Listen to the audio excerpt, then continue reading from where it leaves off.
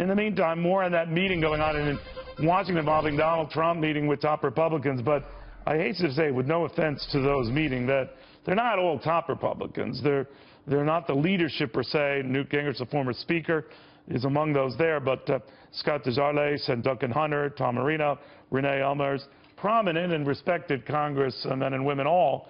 But again, not the Mitch McConnells or the Paul Ryans. This is way too early to say, but all of this is an effort on the part of Donald Trump, too, to sort of give an olive branch and reach over to Republicans who might be leery of a possible Republican nominee, Donald Trump. The Washington Examiner's Gabby with us right now. Gabby, who organized this? Senator Jeff Sessions, we're told, but to what end? Well, I think Senator Jeff Sessions had a big deal, or a great deal of involvement in organizing this meeting because he is one of the leading GOP senators who's endorsed Donald Trump. But it's also, you know, you're hearing names of a number of establishment-friendly Republican congressmen coming together to listen to Donald Trump. And I think this meeting today is really a turning point in deciding whether or not Donald Trump will find that establishment support going into the Republican National Convention. You know, today, speaking with a number of these Republican donors, congressmen, party elders, if he's able to assuage some of the concerns that they have about his candidacy and, you know, some of the rhetoric and violence that he's attracted to his campaign rallies, I think that really could signal that the establishment is ready to go ahead and support him if he's able to address those concerns. Do we know whether more were invited than just this gang and they opted out, or this gang was chosen deliberately to get to that gang, the power brokers in the party, to say, we sat down with him, he's not crazy, he has a lot of good ideas, the old Ben Carson line, the other Donald Trump, the contemplative, thoughtful Donald Trump, and that's the guy who will likely be on display for these guys today. Right. Well, they've been really mum about the actual list of, you know, invitees or attendees. See, that says a lot to me. If they're not saying who's there. When I talk about people who come to one of my parties, no offense to those who ultimately do, they're all losers.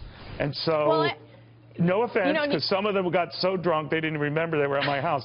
But I'm just saying, I don't know.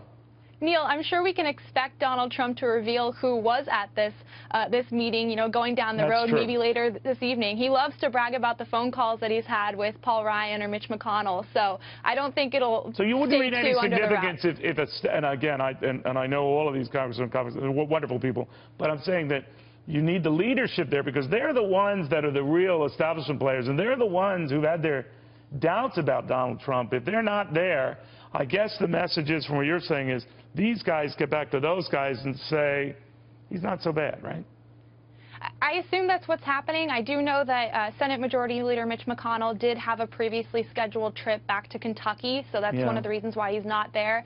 But as we know, you know, Donald Trump has spoken with both House Speaker Paul Ryan and McConnell over the phone, and it's not as though they're absent from this conversation altogether. They may not be here today, but they are certainly. But you know, Gabby, well, they've been very supportive in the broad sense of them when they talk about Donald Trump. Neither of them missed an opportunity to say it's incumbent upon him, Donald Trump, to sort of police behavior at his rallies. I'm paraphrasing here. When Donald Trump can quickly come back at them, it's my son who's getting threatening envelopes. It's my sister, the judge, who's getting threats. I mean, I think I know a little bit about threats, but he has not argued with them. What are we to make of that?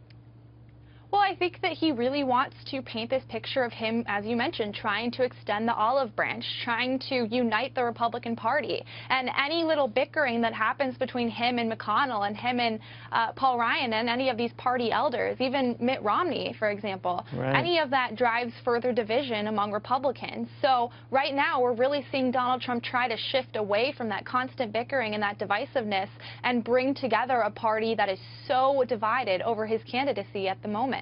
All right, well put. Gabby, thank you very, very much. We'll be watching that meeting. I think Gabby's right. I think as soon as he comes out, he will detail case by case who was in that room.